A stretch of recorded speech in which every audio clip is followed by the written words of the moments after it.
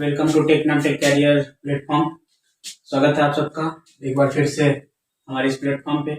और बेसिकली जैसे कि पिछले वीडियो में मैंने सारी चीज़ को डिस्कस कर रखा था, तो आज का ये हम लोग का पहला वीडियो है जिसमें हम लोग बीपीएससी आधारित जीके जीएस के जो भी पोर्शंस हैं उसमें history, modern history, ancient, medieval और polity, economics, geography, Bihar special, current affairs, जितने भी सेक्शंस हैं उन सारे सेक्शंस को प्लेलिस्ट बना के और इंडिविजुअल टॉपिक के individual syllabus wise individual topic सारे कवर अप किए जाएंगे। तो उसी क्रम में आज हम लोग बीपीएससी मॉडर्न हिस्ट्री के लिए जो भी सिलेबस है उस चीज़ को एनालिसिस करके कौन कौन से सेक्शंस है जहाँ से मैक्सिमम क्वेश्चंस कवर आउट किए जाते हैं, मोस्ट ऑफ द सेक्शन में यहाँ पे लिखा गया है, जिसे हम यहाँ पे अभी एक्सप्लेन करेंगे। एक्सप्लेन करने के बाद आपको अगले वीडियो से हर एक टॉपिक का एक एक वीडियो पर डे अपलोड किया जाएगा, जिसे आप इजीली समझ सकोगे। तो आइए चलते हैं आज की इस वीडियो में, जिसमें हम लोग बात करेंगे कि क्या क्या सिलेबस हम लोग को मॉडर्न हिस्ट्री में क्या क्या टॉपिक पढ़ना है जो कि आसानी से आप सबको समझ आएगा, और फिर अगले वीडियो से हम लोग प्रत्येक टॉपिक को आसानी से वीडियो के माध्यम से समझ सकेंगे। तो चलिए शुरू करते हैं आज की वीडियो में। तो सबसे पहले आधुनिक भारत के इतिहास में हम आप लोग को ये बता देना चाहते हैं कि बीपीएससी प्रारंभिक परीक्षा में मोस्ट ऑफ द क्वेश्चंस करीब 30 to 35% क्वेश्चन का वेटेज, मोर देन 40% के आसपास वेटेज मॉडर्न हिस्ट्री से रहता है, जिसमें 25 से 30 क्वेश्चंस आधुनिक भारत से होते हैं। और आधुनिक भारत के क्रम में आप देख सकेंगे कि 5 से 10 क्वेश्चंस बिहार के होते हैं। तो इस सेक्शन को कवर आउट करने के बाद हम लोग बिहार वाले को भी कवर करेंगे, लेकिन पहले राष्ट्रीय स्वतंत्रता संघर्ष और क्रांतिकारी युग को हम लोग कवर करेंगे। उस क्रम में ये सिलेबस हम लोग अभी एनालिसिस करेंगे कि सबसे पहले क्या है। तो पहले जानते हैं, थोड़ा बहुत जिन्होंने पढ़ा है उनको ये चीज के बारे में आइडिया होगा कि मध्यकालीन भारत में जहां मुगल साम्राज्य का समाप्ति होता है 3 मार्च 1707 को औरंगजेब की मृत्यु हो जाती है, जिसके बाद उनके जितने भी पुत्र थे, 3 पुत्र थे, मुअज्जम, आजम और कम्बक, उन तीनों के बीच में अपना गृह युद्ध होता है सत्ता के लिए कि हम सत्ता पर बैठेंगे, हम सत्ता पर बैठेंगे, हम सत्ता पर बैठेंगे। जिसके बाद मुअज्जम जो कि बहादुर शाह का सबसे बड़ा औरंगजेब का जो बड़ा पुत्र था, वो अपने दोनों भाइयों के साथ युद्ध लड़ने के बाद बहादुर शाह प्रथम के नाम से अपने आप को मुगल सत्ता पर बैठाता है, जिसमें हम लोग उत्तर मुगल काल कहते हैं। इसी उत्तर मुगल काल को हम लोग बहुत सारी पुस्तक में आपको देखने को मिलेगा कि उसे मुगल साम्राज्य का पतन भी कहते हैं, जिसमें उत्तर मुगल काल में जितने भी मुगल बादशाह हुए औरंगजेब के बाद, मुअज्जम, आजम, कम्बक के युद्ध के बाद जहांदार शाह आए, फिर से आपको सबसे अंतिम शासक जो हुए वो बहादुर शाह द्वितीय हुए, जिन्होंने 1857 के विद्रोह में सेना मतलब उनको रखा गया था, अपना सेना का जो नायक था उनको अपना नेता चुना गया था, जिसके बाद उनको अंग्रेजी सेना के द्वारा गिरफ्तार करके रंगून में निर्वासित कर दिया गया था, जहां पर उनकी मृत्यु बर्मा म्यांमार में जो है वो वहां पे रंगून में उनकी मृत्यु हो गई थी। तो ये सारा क्रम है जिसे हम लोग पढ़ेंगे आगे वाले टॉपिक में। तो ये उत्तर मुगल काल है, जिसमें हम लोग सारे जो भी मुगल काल के जो भी औरंगजेब के बाद जितने भी शासक हुए उनका इतिहास क्या रहा, उन्होंने क्या क्या काम किया, उनका व्यक्तित्व क्या था, उनके शासनकाल में क्या क्या हुआ, उस चीज को पढ़ना है, जो कि मॉडर्न हिस्ट्री मुख्यतः यहीं से शुरू होता है। उसके बाद हम लोग पढ़ेंगे यूरोपीय कंपनी का आगमन। यूरोपीय कंपनी का आगमन में जैसे हम लोग जानते हैं कि 1498 में कैसे वास्को डी गामा भारत आता है, और फिर भारत में यूरोपीय जितने भी कंपनी होती है, पुर्तगाली, डच, अंग्रेज, डेनिश, स्वीडिश, उन सबका भारत में कैसे साम्राज्य विस्तार होता है, क्या कहाँ कहाँ कंपनियां स्थापित करते हैं, उनके कौन कौन से गवर्नर जनरल होते हैं, उनकी क्या कैसे नीतियां होती हैं, उन सब के बारे में हम लोग डिस्कस आउट करेंगे कि यूरोपीय कंपनी का भारत में क्या प्रभाव रहा, सबसे पहले कौन आया, सबसे अंतिम में कौन गया, क्या क्या उनकी नीतियां थी। उसके बाद हम लोग आता है कि यूरोपीय कंपनी के आगमन के बाद बंगाल विजय और स्वायत्त राज्य। बंगाल विजय में बेसिकली हम लोग बंगाल का जो भी शासन चला बंगाल के बारे में, उसमें हम लोग डिस्कस करेंगे। उसके बाद स्वायत्त राज्य, बहुत सारे शासन राजा थे जिन्होंने अपना खुद का राज्य का निर्माण किया, जिसमें बेसिकली आपको देखने को मिलेगा मैसूर और कर्नाटक, जिसमें हम लोग आंग्ल मैसूर युद्ध भी पढ़ेंगे, अंग्रेज और मैसूर के बीच कौन कौन से युद्ध, 2-3 युद्ध हुए, उसके बारे में हम लोग डिस्कस आउट करेंगे। उसके बाद कर्नाटक युद्ध भी हुआ, प्रथम कर्नाटक युद्ध और द्वितीय कर्नाटक युद्ध, तृतीय कर्नाटक युद्ध, जिसमें हम लोग पढ़ेंगे कि उसका काल कब कब रहा, उसमें क्या क्या वैसा हुआ, उसका क्या क्या परिणाम आए, उस चीज को हम लोग डिस्कस आउट करेंगे। तो ये रहा तीसरा पॉइंट। उसके बाद आता है गवर्नर, गवर्नर जनरल और वायसराय। 1773 के रेगुलेटिंग एक्ट से भारत में ये चला कि भारत के गवर्नर, वायसराय और गवर्नर जनरल बनाए जाएंगे। तो सबसे पहले हम लोग जानेंगे कि गवर्नर क्या होता है, गवर्नर का पोस्ट क्यों आया, गवर्नर जनरल क्या होता है, वायसराय क्या होता है, और अलग अलग अधिनियम के साथ ये पद का बदलाव होता गया। सबसे पहले गवर्नर था, उसके बाद गवर्नर जनरल, उसके पहले बंगाल का गवर्नर था, फिर भारत का गवर्नर हुआ, फिर भारत का गवर्नर जनरल हुआ, उसके बाद फिर भारत का वायसराय हुआ। तो ये क्रम है जिसे हम लोग जानेंगे किस गवर्नर जनरल किस वायसराय के काल में भारत में क्या क्या नीतियां बदली गई। जैसे हम लोग जैसे सब कोई जानता है कि पुलिस सेना जो था ना, भारतीय प्रशासनिक सेना का, तो ये किस गवर्नर जनरल के काल में हुआ, है ना। रेल विकास हुआ भारत में किस गवर्नर जनरल के काल में हुआ। तो ये चीज हम लोग जानेंगे। सबसे पहले गवर्नर जनरल वायसराय, ये टॉपिक पढ़ने के समय में हम लोग सारा कवर आउट करेंगे। उसके बाद आता है ब्रिटिश शासन का भारतीय अर्थव्यवस्था पे प्रभाव। ब्रिटिश शासन का भारतीय अर्थव्यवस्था पे प्रभाव का मतलब है कि भारत की अर्थव्यवस्था पर क्या क्या प्रभाव पड़ा। जैसे हम लोग जानते हैं कि जब दादा भाई नौरोजी ने ड्रेन थ्योरी का सिद्धांत दिया था, उन्होंने जो भारत का अर्थव्यवस्था पे अपना एक पुस्तक भी लिखा था।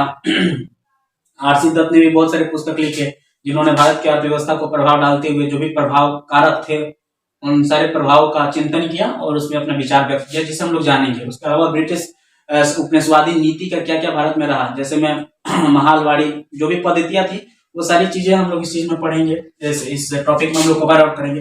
थ्रू आउट सारा कॉन्सेप्ट आप लोग को बताया जाएगा, एक एक फैक्ट कवर आउट किया जाएगा, ठीक है ना। उसके बाद आता है सबसे इंपॉर्टेंट 1857 की क्रांति। अब तो ये बहुत पुराना टॉपिक हो चुका है लेकिन पढ़ना भी है। बेसिकली 1857 की क्रांति में किसने क्या क्या वक्तव्य दिया, इसकी नोटिफिकेशन मतलब नोटेशन क्या था।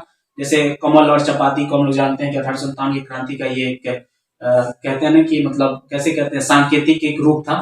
तो ये हो गया 1857 की क्रांति में कहाँ कहाँ किसने नेतृत्व प्रदान किया, क्या कारण थे, क्या इसके प्रभाव हुआ, वो चीज हम लोग कवर आउट करेंगे। उसके बाद जनजातीय किसान और मजदूर संगठन और उनके विद्रोह, इस चीज को बेसिकली जाना जाता है कि 17वीं शताब्दी के अंत में बहुत सारे विद्रोह हुए, सन्यासी विद्रोह, कोल विद्रोह, हो विद्रोह, तमाड़, अलग अलग बहुत सारे विद्रोह हुए। उनके उस विद्रोह का नेतृत्व किसने प्रदान किया, साथ ही साथ हम लोग ये भी देखेंगे उस विद्रोह का क्या प्रभाव हुआ, ब्रिटिश सेना कैसे कैसे उन लोगों पे अत्याचार कर रही थी।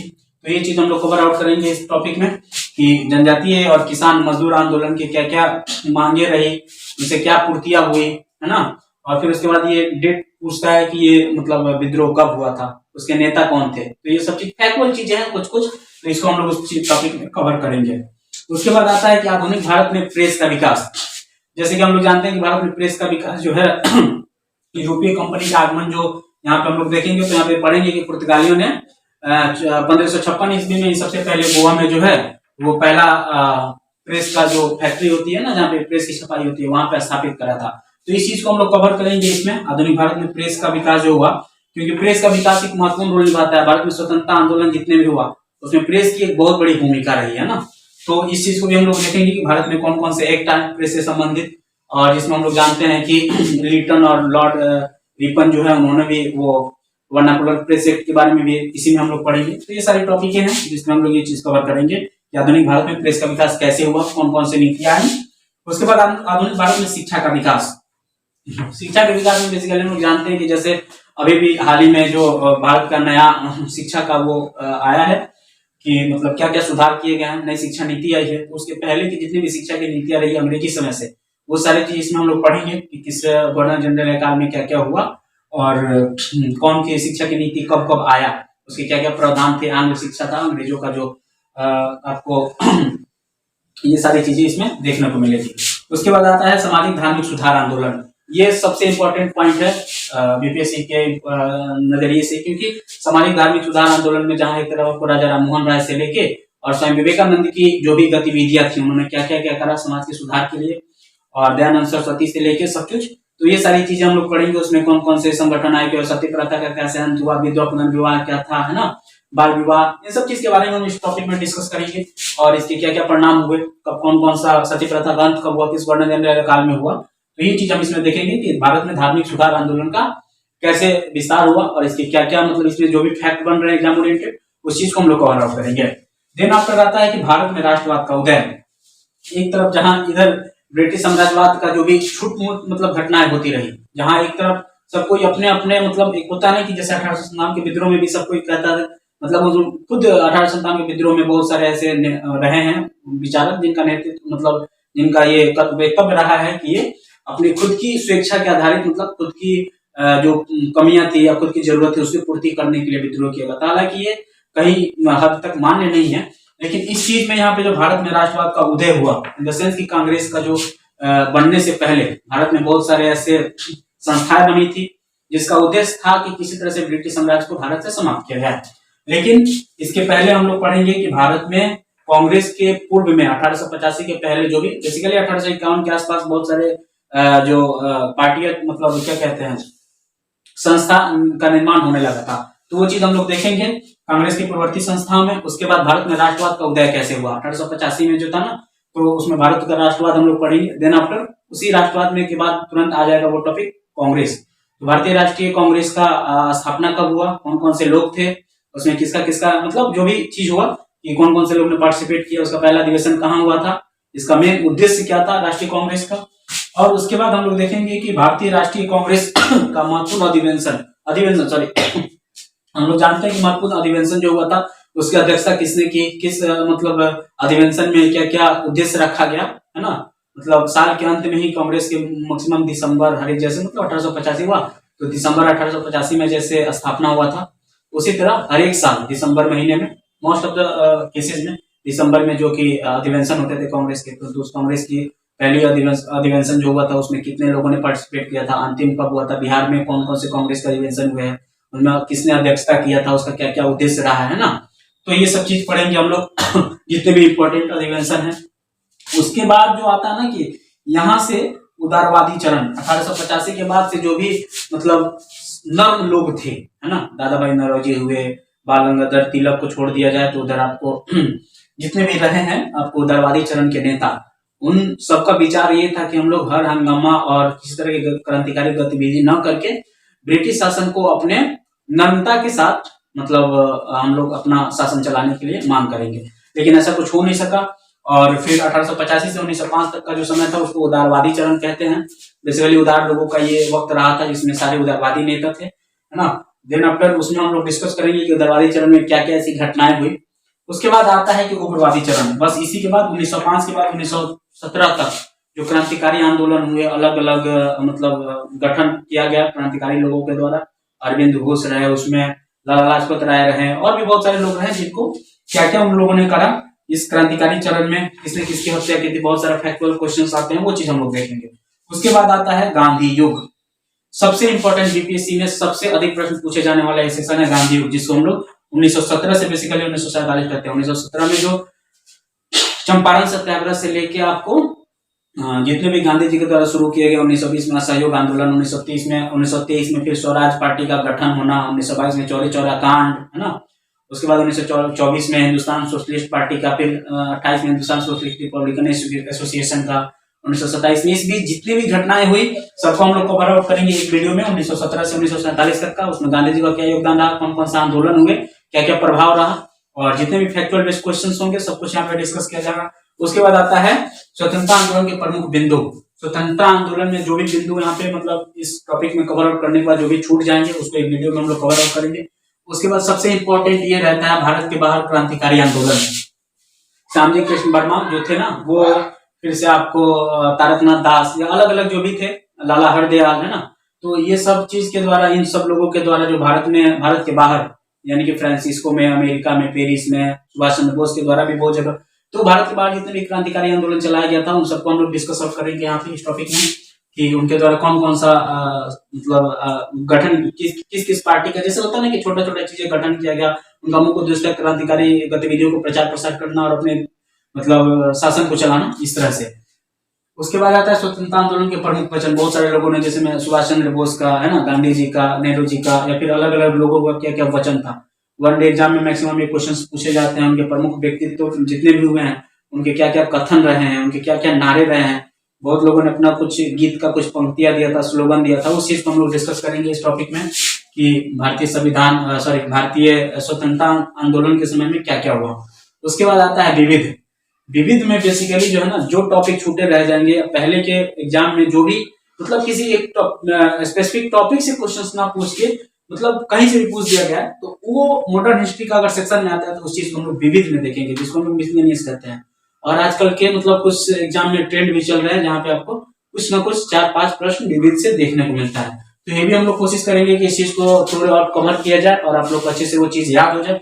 और ये सारा टॉपिक जब हम लोग पढ़ेंगे तो यह उम्मीद है कि आपको उसी समय ये सारी चीजें याद हो जाएंगी, कुछ चीजें रह जाएंगी तो दोबारा से आप वीडियो रिवाइज करके आप देख सकते हैं, फिर आप बुक पढ़ सकते हैं जिससे आपको अच्छे से याद हो जाए। ये इतना टॉपिक है जो कि मॉडर्न हिस्ट्री आधुनिक भारत में आप लोग को कवर करना, हम लोग यहाँ पे कवर करेंगे और सारे का इंडिविजुअल वीडियो आएंगे जिससे आप आसानी से देख सकोगे। उसके बाद बात आती है कि भाई इतना कुछ तो हम लोग पढ़ लेंगे लेकिन इसके लिए पुस्तक क्या है, बुक क्या है। तो आपको बता देना चाहते हैं कि एक स्पेक्ट्रम की बुक आती है राजीव ओहिर की, छोटी से इतनी छोटी हाइट होगी उसकी, इतनी मोटी सी हाइट होगी है ना, इतनी मोटा जाएगी। उस बुक को आप इजिली मार्केट में हर जगह अवेलेबल है, वो रामबाण है। उस बुक को आप पढ़ लेते हो तो एक एक पॉइंट कवर आउट हो जाएंगे। कुछ कुछ फैक्ट है जो उसमें नहीं मिलेंगे आपको, और भी अलग अलग पुस्तक से देखना होता है, तो वो मतलब शॉर्ट ऑफ टर्म है। जैसे मान लीजिए कि 80% नॉर्मल मिल जाते हैं तो 20% कुछ इधर उधर से करना होगा। बट हमारी कोशिश ये होगी कि हम अगर उत्तर मुगल काल पढ़ रहे हैं तो उत्तर मुगल काल के A to Z फैक्ट आपको एग्जाम ओरिएंटेड यहाँ पे बता दिए जाएं, ताकि आपको कहीं और भटकने की जरूरत ना पड़े। ये हमारी कोशिश होगी और हम वादा करते हैं कि आपको सब चीज यहाँ पे प्रोवाइड किया जाएगा। तो ये स्पेक्ट्रम की राजीव ओहिर की पुस्तक आती है, राजीव ओहिर की पुस्तक आती है जो कि आपको, हाँ तो मैं जो बुक की बात बता रहा था स्पेक्ट्रम, जो राजीव ओहिर की पुस्तक है, यही वो बुक है ना। तो इस बुक को आपको पढ़ने के बाद ये सारे टॉपिक इजीली कवर आउट हो जाएंगे और सारे कंटेंट मेरे ख्याल से यहाँ से जो भी दिए जाएंगे आपको, उसका आप इजीली इस बुक से रिवीजन कर सकते हो ना। और बहुत मोटी पुस्तक तो कह सकते हैं, बट कंटेंट पढ़ने के बाद जब एक बार आप रिवीजन करोगे ना तो वो चीजें काफी आसान लगने लगेगी। और हमारी कोशिश होगी कि आप जो भी यहाँ पे पढ़ाई जाए वो सारी चीजें आपको ऑन द स्पॉट याद हो जाए। बहुत सारे ऐसे फैक्ट होंगे जो बड़े बड़े हैं, ट्रिकी हैं, तो उसके लिए हम लोग ने अपना एक शॉर्ट ट्रिक भी बना रखा है जो आपको बता दिया जाएगा तो वो आसानी से याद हो सकेगा। दूसरी बात आते हैं कि रिवीजन के लिए ये पुस्तक तो पढ़ने के बाद आप मतलब हो ही सकता है, लेकिन काफी मोटी पुस्तक है जो एग्जाम के टाइम में आपको रिवीजन करने के लिए थोड़ा सा डिफिकल्ट होगा। तो उसके लिए आप ये कर सकते हैं कि लुसेंट या क्राउन की एक बुक आती है ना, लुसेंट जीके की, उससे आप जो भी फैक्चुअल चीज है वहां पे, क्योंकि सिर्फ फैक्ट दिया गया है ना, तो वो सारे फैक्ट आप आसानी से याद कर सकते हैं या फिर रिवाइज करेंगे तो वो ऑटोमेटिक याद हो जाएंगे। लेकिन सबसे इंपॉर्टेंट बात ये होता है कि आपको प्रीवियस ईयर क्वेश्चन सॉल्व करने ही करने हैं, because previous year question solve करोगे तो आपको आइडिया लगेगा कि कौन कौन से क्वेश्चंस कहाँ से पूछे जा रहे हैं, क्या क्या पैटर्न है। और ये प्रीवियस ईयर क्वेश्चंस करने के बाद आपको most of the questions cover out होंगे, क्योंकि सिलेबस इतना ही है, टॉपिक इतना ही है, थोड़ा सा डाइवर्सिटी आपको देखने को मिल सकता है, लेकिन प्रीवियस ईयर क्वेश्चंस करने के बाद आपको एक ओवरऑल आइडिया लग जाएगा। जरूरी नहीं कि 100 क्वेश्चंस आए तो हमारे से 100 क्वेश्चन सॉल्व हो, अगर 80 क्वेश्चंस भी सॉल्व होते हैं तो वो आपकी मतलब कह सकते हैं कि आपने जो मेहनत करा है उस चीज का सक्सेस है। तो ये पूरा पैटर्न था, ये पूरा टॉपिक था, और ये मतलब ऐसे आप पढ़ सकते हैं।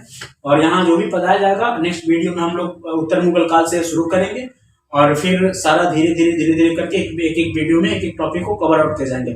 और कोशिश होगी कि जो बड़ा टॉपिक है उसको 2 भाग में, मतलब हम कोशिश करेंगे कि 2 भाग में उसको लाएं, और जो छोटा टॉपिक है जो एक वीडियो में कवर आउट हो सकता है वो करेंगे। तो होपफुली गाइज ये चीज आपको पसंद आया होगा। और चैनल पे अगर पहली बार आ रहे हैं, पहली बार ये ऑब्वियसली आएंगे क्योंकि नया चैनल है, तो जरूर लाइक करें वीडियो को और शेयर करें और सब्सक्राइब जरूर करें, क्योंकि सब्सक्राइब करने के बाद हम लोग को जो मोटिवेशन मिलती है ताकि नए नए वीडियो लाने के लिए और